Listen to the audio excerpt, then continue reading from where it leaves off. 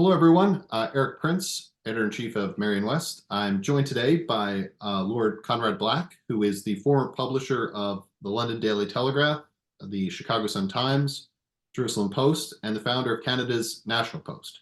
He is a historian, biographer, columnist, and author, as well as a regular contributor to publications and podcasts in the United States, Canada, and Great Britain. Lord Black has previously published comprehensive histories of both his native Canada and the United States, as well as biographies of President Franklin Roosevelt, Richard Nixon, and Donald Trump. A citizen of the United Kingdom, as well as Canada, he's been a member of the British House of Lords since 2001. So, Lord Black, thanks for speaking with me today. Oh, thanks for having me, Eric. So the subject of the discussion will be your latest book, which is Volume 1 so far of the political and strategic history of the world from antiquity to the Caesars, 14 AD. So to start more broadly, needless to say, this is a pretty incredible undertaking, at least as I see it. You have some experience with comprehensive histories before. I understand Volume 2 is also almost done. So maybe we could just begin by you talking about the impetus for you taking on this project. I know in the preface you say it could be even longer, but it is obviously, at least for what many of us in the reading public are accustomed to today, quite a volume. Yes. Look, what happened was, as you kindly said, I started out writing biographies of people, and then I graduated to histories of the U.S. and Canada. And I feel the same as I did 30 years ago, but I am getting a bit older now. And I thought, because I obviously had done a lot of research in large sets of extensive histories. I mean, behind me in these shelves are Arnold Toynbee's study of history, Eric Voegelin's study of history, the Cambridge Ancient, Medieval, and Modern History, a total of approximately 35 volumes. And I wondered if it was not possible to produce a meaningful political history of the world, not a comprehensive sociological or cultural history, although obviously they come into it, but a political history that's not just a mere chronology that is completely unreadable, but it actually is a continuous history that can be presented in terms that are absolutely soporific, and do so in a manageable length, and break it up into chapters that are clearly defined with a good index, and the chapters themselves with divisions in them, so that people have the entire political history of the world in 3 volumes accessible to them.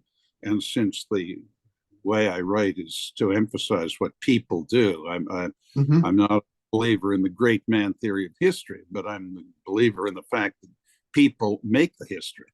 And if it wasn't for people, there would be no history, as well as no one to read or write it if it existed, which it wouldn't if there were no people.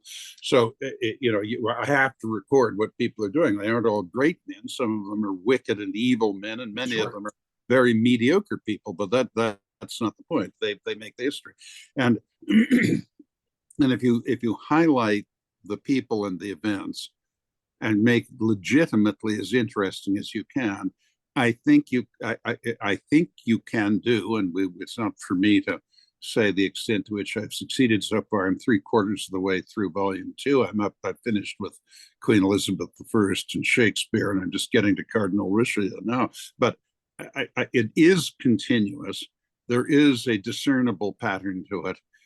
And it is, well, parts of it are somewhat heavy going. In general, it is readable. And if you find it heavy going, you just flip over a few pages to a place that's easier to deal with. And I think, at least my ambition is, it's not again for me to sign my own author's expense account here and say what a howling success I made of it. But I think I can make an arguable case, and we'll be able to when I'm finished, that it does do something new. It does give us the entire political history of the world, including India and China, including everywhere. But I deal with, apart from India and China, I deal with the civilization that began with Mesopotamia and the Mediterranean, and I bring in other countries as we get to them. Now, where I'm writing now, Europe is in touch with China and India, and has started to develop the Americas. So where we're branching out now, but but it can be done, and it isn't a matter where you have to live like a monk for 15 years reading bulky tomes to get to it.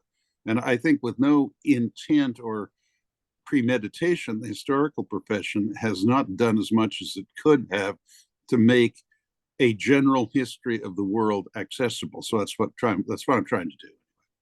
I'm sorry to be so loquacious, but it was a legitimate question. But it's not. It's easier to, as is often the case, easier to put the question than to answer it.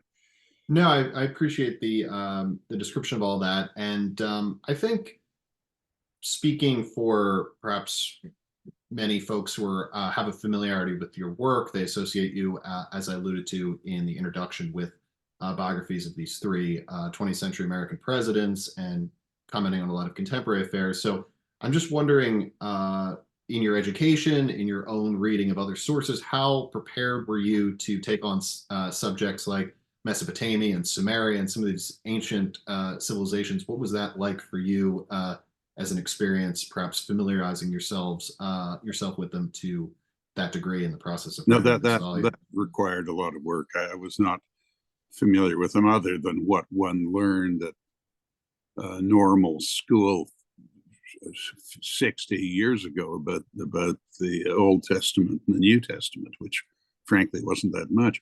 I mean, I'm not saying they didn't teach it properly. I'm just saying I didn't take it on board too well. But so it was a voyage of discovery or rediscovery. But I must say I found it quite interesting once I approached it from the angle of setting the basis for what came later. You'll note that we get, even in the very first chapter, we get from ancient Mesopotamia up to David and Solomon in that chapter. So I guess it's not as if I drag the readers through hundreds of pages of folklore from the Old Testament. I mean, one does what one must, but I go back to what's authenticated history. But anything that we can't be reasonably confident is history has to be treated, obviously, with extreme caution. So as you alluded to, was kind of a learning process on your part. Can you talk about what a typical day looked like for you in terms of the research process, the writing process? What was that like in terms of how you organized your time and taking on well, my time was a little unusual. I mean, the way I do that, because I actually am a financier and have been for a great many years. So I have to take care of that first. But I don't have to go to a job that is every day and deal with it every day. There's just certain investments that I have that I have to help monitor, and various requirements come up to negotiate with people and buy things and sell things. So what I do is I get up a little later than most people, around 10 or a little after.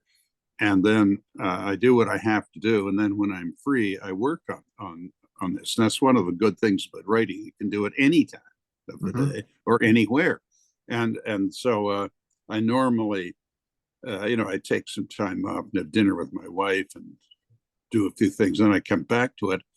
And I normally don't finish until around 2 a.m.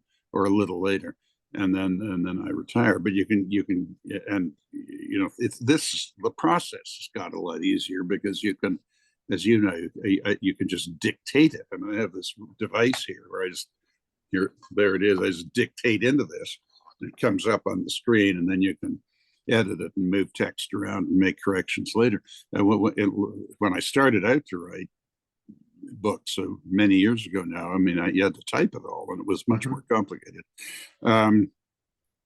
So that's what I do, and I just give it the time I have. And when other people are playing golf or tennis or something, that's what I'm doing. I make up for exercise just with an artificial bicycle and walking my wife's dog at night.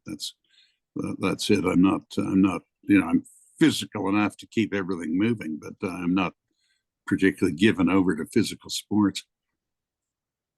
So, sort of putting your volume in context, obviously there have been various efforts to undertake projects such as this with, I know you said kind of not a comprehensive, but a political history, but a rather deep dive into histories. There was I don't know how many of the others you've familiarized yourself with, but for instance, there was Richard Overy's 2015 effort with the Times Complete History of the World, and then looking back more, some perhaps more famous undertakings such as Churchill's History of the English-Speaking Peoples.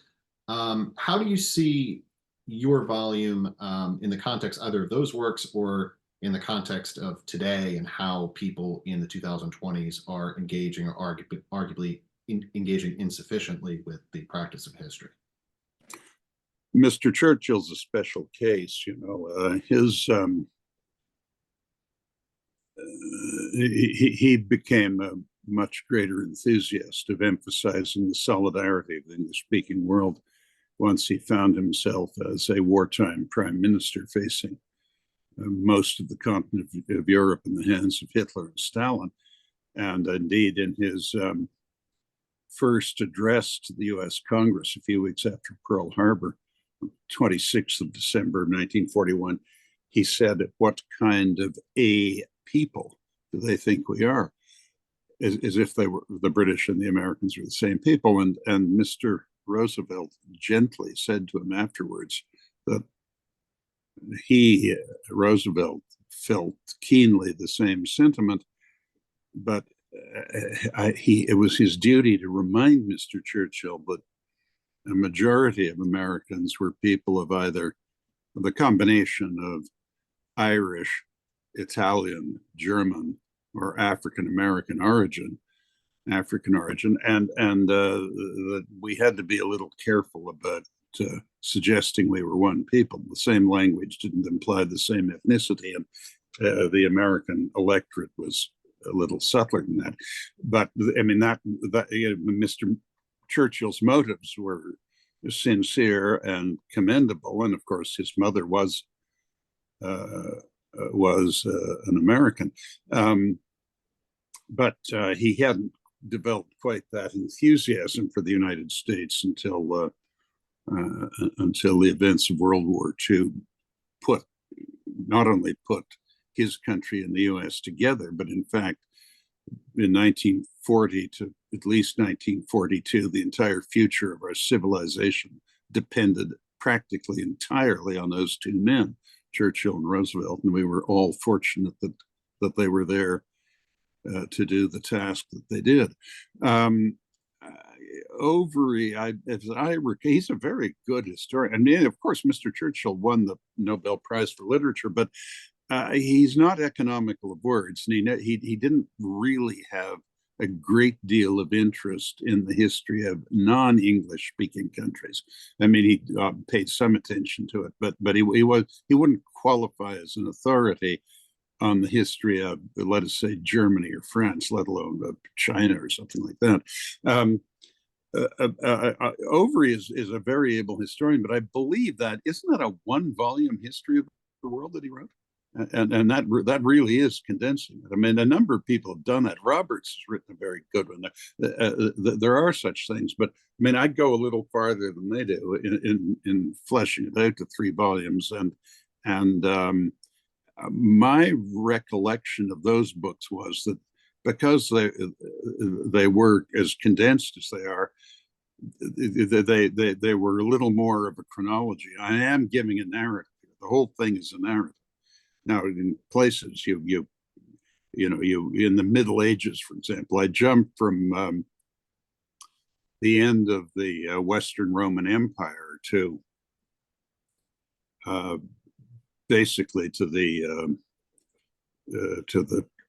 Norman conquest of England. I mean, what, 700 years in four chapters? Now they're big chapters, but you don't have to focus on just the passage of time. I mean, events came more slowly, and noteworthy personalities were more rarely encountered in those days. You had Justinian and you had Charlemagne and you had a few others, but for the rest of it, it was kind of a feudal theocracy, and not an awful lot happened compared to the time of the nation state, or going backwards to the time of the late Roman Republic or the Western Roman Empire, where things unfolded relatively quickly and somewhat spontaneously. So, of course, with history, like with journalism, there's always the question of how do we know what we know? And I think it's telling that you didn't start your volume with hunter gatherers, but around the time where there were more available records of recorded history. And of course, in certain cases, you cite, for instance, the civilization of Sumeria, we know mostly through excavation. In other societies, the Jewish people through the Old Testament and other accounts. Can you talk a little bit about the different source material for different societies that you talk about in the volume? I basically started with the Cambridge Ancient History and used their bibliography to some extent. But the way that's organized, it's a series of indisputable scholars who are specialists in those areas. And I cannot pretend that I did any primary research until we got to the Romans, because I did study Latin in school. I can sort of bluff my way through enough of it to make something out of that. But I don't speak or read Greek, and I couldn't even attempt to pronounce the written language of the ancient Egyptians or Sanskrit or anything like that. I don't know anything about it, so I quite candidly took the word of authentic specialists in those areas for what are generally agreed upon facts. I just dealt with matters that are generally agreed upon as having happened. For example, in the history of Jesus Christ, and I have a little section on him, and but it's only in volume 2 now that I think of it, because this volume that we're talking about ends in 14 AD, so he wasn't well known by that time, just a boy. But I separate out what is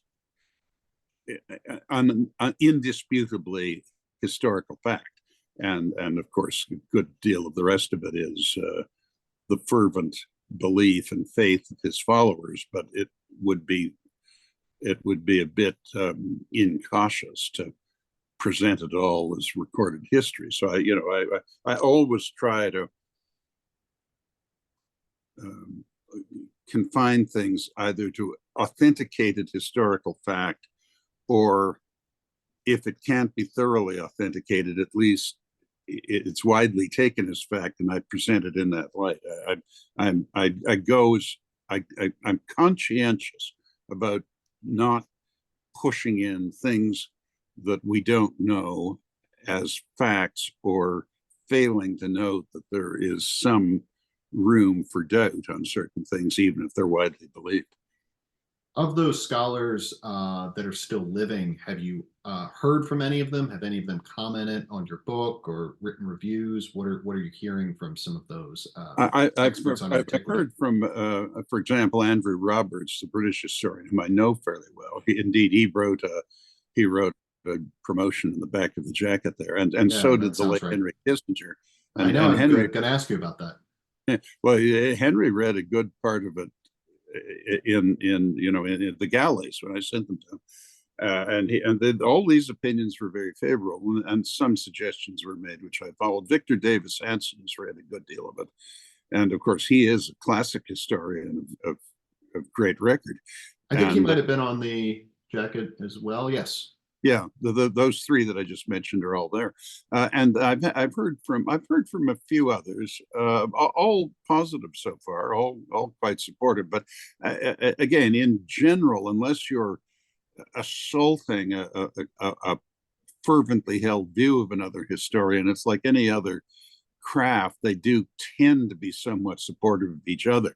Mm-hmm. I mean, the fact is, it's a bit of a back scratching society, and I mean, I'm not saying this is what happened, but if one thrashed about assiduously enough, you would find that written the odd supportive word about Andrew Roberts' books and reviewed them favorably, as I have with Victor Hansen. But in fairness, I think if they thought what I was writing was absolute rubbish, they wouldn't have written an endorsement. They would have just excused themselves from doing it. You know, that's what you do when a friend of yours writes a book that you don't think is any good. You decline to review it. You know?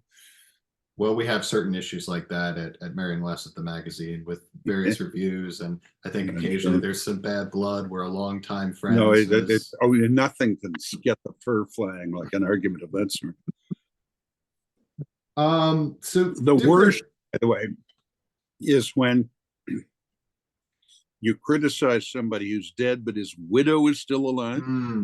I had that with Enoch Powell's wife, and I had it with Diana Mosley, you know, the widow of Oswald Mosley, the British fascist leader. She was one of the Mitford sisters.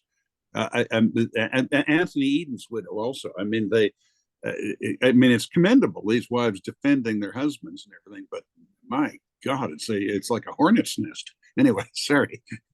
No, it's I've heard some accounts of that, of the widows carrying the torch and defending husbands' deeds to their last breath. So different historians and different historical accounts, I think, have either emphasized themes or their readers have drawn themes from them, whether that's Gibbon, whether that's the kind of the notorious Howard Zinn and his take on history. What are Eric? Yeah. Careful. What are some word? Well, I'm just sort of the range of historians. I'm defending American patriotism here. No, I agree. Across the border. What are some themes as you chronicle the political history of the world do you hope readers will pick up on or draw out from how you stitch together the volume? I'd mention a couple of things. First of all, I think it is clear from this, just even this one volume here, that there is such a thing as progress. I mean, I'm no Pollyanna, and human nature doesn't change much, but there's undoubtedly progress. We start with the ancient tribes of Mesopotamia, India, and China, and for the most part, there was no respect for individual rights, and they essentially attacked their neighbors and either prevailed or didn't, and it was a kind of acquisitive and imperialist operation, and the objective was to expand territory and dominate other groups and take it from there. And society was in a very primitive state. You had a chief of the clan, and sometimes you had a high priest, though there was always a rivalry between them and an ambition to combine the two together. And the Jews were particularly noteworthy in presenting the theory that from time to time the Almighty occupied the person, an individual, for a time. And so it was really a kind of divine inspiration that was leading men. I mean, this was the sort of thing you were dealing with. So by the end of this volume, you have the beginning, the first Roman emperor, Augustus, Octavian Caesar, Julius Caesar's grandnephew and adoptive son. And the empire covers the entire shore of the Mediterranean and up to the British, English-Scottish border, and into Germany, and then along the Danube to the Black Sea, and as far east in the Middle East as what is now Iraq, and in Africa as far south as what is now the border of Egypt and Ethiopia. An empire of over 50 million people in Augustus's time, and of course grew in the subsequent centuries, and you could go on very straight, good Roman roads from what is today Portugal all the way to what is today Iraq. On those roads with hostelries all the way, no fear of being robbed, no one stopping you in the name of immigration or customs or any of that. A common market throughout that area. There was the odd uprising here and there, but basically for 400 years it was all pretty quiet. And the Romans, they had a secret for expanding. They only took what they could digest at a time. They didn't become overextended like Napoleon did, or less reputable conquerors like Hitler. And they absorbed what they had, and they reduced taxes from what they were before they took over the territory, and they increased security for individuals. And they, of course, they produced a common market and administered it fairly. It wasn't just Rome exploiting the others. And then the appreciative and receptive worthies in these newly acquired territories were elevated to the Roman Senate. And they just continually expanded this way. And it worked very well. And they held it together for about almost 700 years. And even when it came down because of the influx of barbarians being pushed out of the Eurasian landmass to the west by the more fierce barbarians, the Huns and some others. They were pushing the Goths ahead of them. The Eastern Roman Empire, and what is today Istanbul, continued for another 1,000 years. And after a brief hiatus, Rome resurfaced as the religious center of the world, which I suppose it still is. I mean, among many, but the largest one. And it is an extraordinary story, and it is undoubtedly a story of some progress. At the end of this book that you held up a few minutes ago, the world was in a much more advanced stage in terms of public administration than it was at the beginning. And the other thing I'd mention is there's always been this curiosity, which evolves into faith or semi-faith or sometimes fervent conviction, but this space in the human psyche for what we can't see, the perception that there is some higher power or intelligence that can be propitiated, or at least it's worth a try to propitiate it. And I mean, of course, I'm well familiar with the atheistic theory that whatever is unexplained will be explained eventually. It's just a matter of exploring it, and each day we get wiser, and eventually we'll have a plenitude of knowledge. But those who would banish all such contemplation of what we might broadly call theology should understand that they have no chance ultimately of succeeding. They may more or less succeed, but they will not succeed altogether because, and I'm not saying this as an advocate, I'm not proselytizing. It's nothing to me what other people's religious views are, but I'm just saying it's there and it's not going to go away.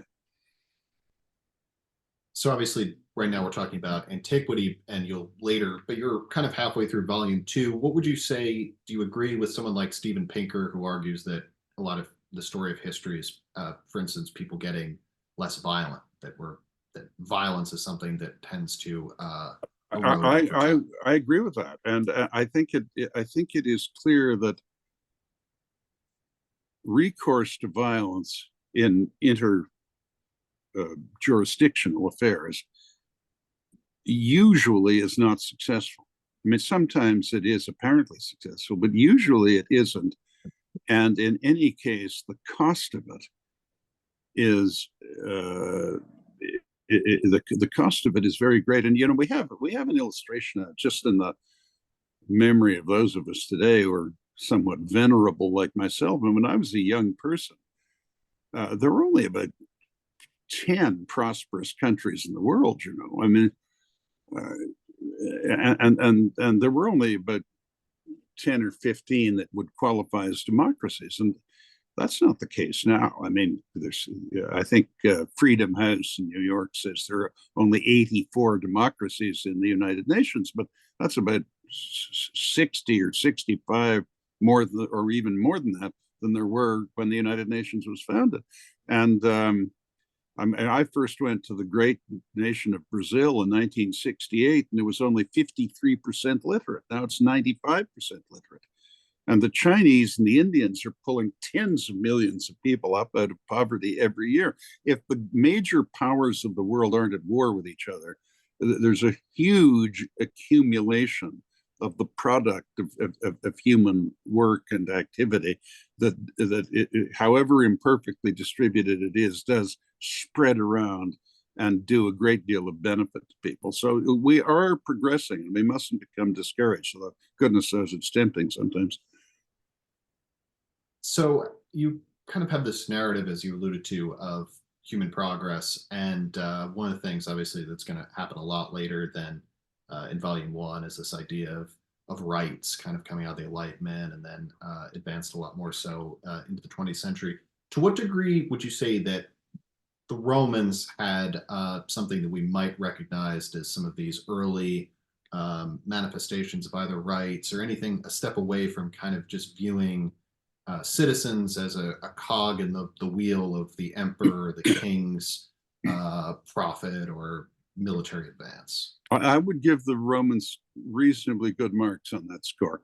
I mean, the Greeks in our Western society, the Greeks really started the idea of individual rights, but they couldn't go very far with it. I mean, the Greeks were philosophically original.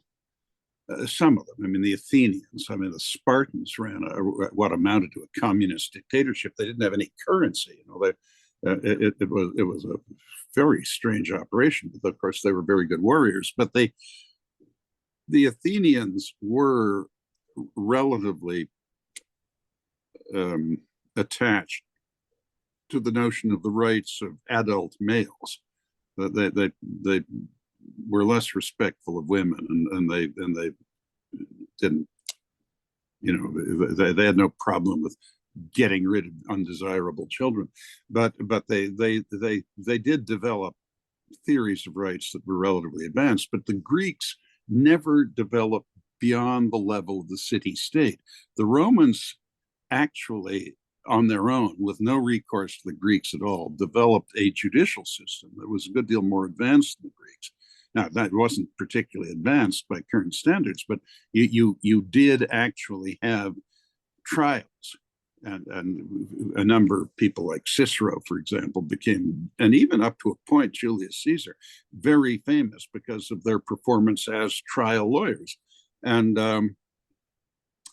but the Romans were extremely advanced in political science, public administration, expanding jurisdictions. I mean, Rome started as a very nondescript market town on the Tiber, like a kind of miniature Fresno, California, where the farmers from surrounding areas brought in their produce and their herds of whatever they kept, and then it just grew and grew, and by the time at the end of this book, it was a city of over 1 million people, which is a colossal metropolis in those days, and they knew how to govern this vast empire quite efficiently. And they preserved the concept of rights, and they did. There's no doubt, for example, that in Gaul, now Julius Caesar conquered Gaul, South France, in 10 years with 12 legions. He had no authority whatever from the Roman government to do it, other than that he and Pompey and Crassus set up the first triumvirate and had all power delegated to them for a decade. He used that time to conquer what is now France, and there is no doubt that by the time he finished, most of the people in what is now France were glad that he'd conquered them, partly because he gave them better government, and Italy was a more advanced place than France, and the French quickly realized the benefits of that progress, and of course they also accepted Caesar's claim that he was there to defend them from the Germans, and the French are always they've always been interested in attracting allies against the Germans up until the two countries composed their differences in living memory. General de Gaulle and Chancellor Adenauer. So Cicero is fairly famous for arguing that there's perhaps a false distinction between what's moral and what's advantageous, and they're often one and the same. Do you think that Rome success was in some way or in large part due to them behaving, cautious to use the word virtuously, but perhaps giving Mm. their conquered peoples. I think it was not quite so disinterestedly admirable as that. I think the Romans felt that they, let me put it this way, I think they easily persuaded themselves whenever the question came up that they should yield to the temptation to relieve another group of the burden of self-government in the interests of extending civilization and incidentally improving the security and the prosperity of Rome itself. I mean,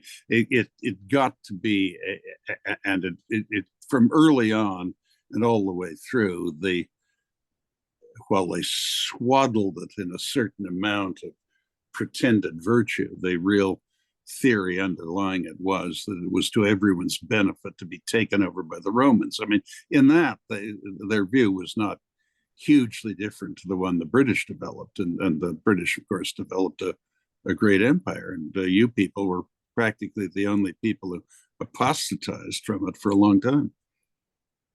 So obviously, I could ask you about all of these topics for the rest of the day, but in the interest of time, just to close, I maybe want to zoom out a little bit and talk a little bit, like I alluded to in some of my previous questions, about sort of the role of engaging with history today. So I think I'm going to ask this question. So one of the things we hear a lot about today is the so-called stolen attention. Johan Hari wrote a book about it, of the sort of diminished attention span in the age of pinging phones and the age of email and your constant distraction, basically. And this is also happening at the same time where we're all aware of statistics, at least in the United States. I can't speak in as great a depth about the people of Canada, or have in many cases, startling lack of awareness of A, contemporary events, but B, history. So, how do we get people, especially young people, to turn off their phones and read a volume like this, which, as you correctly, I think correctly point out in your preface, it's not completely overwhelming. It's seven, eight, about 1,000 pages, so it is doable. Yeah, and it's But broken up a lot. I mean, you can yeah, start at the beginning and read backwards, or start in the middle, or suspend it for 6 months. I mean, it's not a book that is a taskmaster to you. I mean, you dip into it if you want to, and just read what you like. and I imagine maybe this is blasphemous to say, but I think some people could maybe read sections that they're more interested in than Of others, course, perhaps. of course, and Yeah, may I add, writers, including including myself, found some parts more agreeable to write than others too. But that's the nature sure. of everything. Look, on your question, it's of course a terribly important question. I'm a commentator on current affairs too, and I have a great many readers in the United States and elsewhere. And I think the greatest irony of our times, I mean, the time I've been around, is that we spend more and more and more on education. All of our Western societies, Sure. all of us, Japanese, French, all of us, every year, and we get less and less well-educated graduates, and it's terribly frustrating. And it's also easier than ever in a way to inform oneself, because you can go sign up for Yale Open Courses and you can basically for free take courses, and you can all these encyclopedias online. They're at our fingertips. And paradoxically enough, it seems that it's easier than ever to engage with history or any number of disciplines. But it seems as though, and you can weigh in on this, but relative to perhaps the time when you're publishing some of your previous books, maybe there's less appetite for it. I don't know. Yeah, look, I'm not so sure. I mean, so for example, I have two sons and a daughter, and they weren't very academically minded, although they got through and they got by and they graduated. But but they're all, of course, adults now. But they eventually became quite voracious readers. Mhm. So I think curiosity does still take possession of our minds and drive us to learn about things, even if we don't have to raise our income or something. And look, in my own case, I didn't like school at all, but I loved university, and I hung in there for quite a while. But it was. I mean, let's face facts. I don't know what you did then, but what I chiefly studied, especially as an undergraduate, was female anatomy, as far as I could learn about it, and the contents of vessels that concerned alcoholic beverages. Yeah, they call it studying brewery science. Yeah, and distillery, and then you jammed it at the end. But still, I developed, especially as a graduate and postgraduate, I developed some study habits that stood me in good stead. But I think, to answer your question, I think we have to start by dismantling the public and state school systems. I think when, and in all other respects, it was a good thing. Don't misunderstand me. But when women could pursue on an equal basis with men, which I believe is the right thing. I'm not trying to turn the clock back. Careers in business and the professions and skilled work, they cease to be a pool of public school teachers or elementary school teachers, and I think the quality of teaching declined as a result of that. And but we gained in other areas of a more competitive workplace, and obviously the women were unjustifiably held back prior to that. But secondly, the unionization of teachers, I think, has been a terrible problem, and we saw it in your country and in Canada during the COVID pandemic. I mean, they held the entire population that had school age youngsters to ransom, and they made outrageous claims about their own safety that we know are complete rubbish. This Weingarten woman in your country what she did was scandalous, in my opinion. And I, for one reason or another, I've occasionally had the task of teaching thrust upon me for brief periods, and I can attest from that standpoint that the students, if you address them properly, want to learn, but what they are largely attending are daycare centers. Were you teaching history? For 15 years olds, they're not really being taught. And now on the business of cell phones and so forth, it does sort of drive me crazy. And in bygone days, if you wanted just to clear your head and organize your thoughts and get a bit of fresh air while you're doing it, you go out and walk around the block. But now you've got some jerk screaming into a phone 2 feet in front of you and 3 feet behind you. And we now know that 95% of communication is superfluous, since we got on without it before. And as far as I can see, these Facebook sites are just young people going to malls and talking about what flavor of ice cream they ate, although I haven't canvassed it scientifically. So look, I think human doesn't change, and we mustn't become Luddites who object to scientific advancements. But I think we have to start by getting a better, we have to educate people better. Lord Conrad Black, thank you once again for joining me. Once again, the book is The Political and Strategic History of the World, Volume 1. And when should we expect Volume 2? Later this year. It'll get us right to the brink of the American Revolution. Excellent. I mean, that's a long way in one volume, and it's a relatively fast-paced read. Good for you, Lord Black. Thanks for talking to me. Thank you so much, Eric. Very nice to be with you.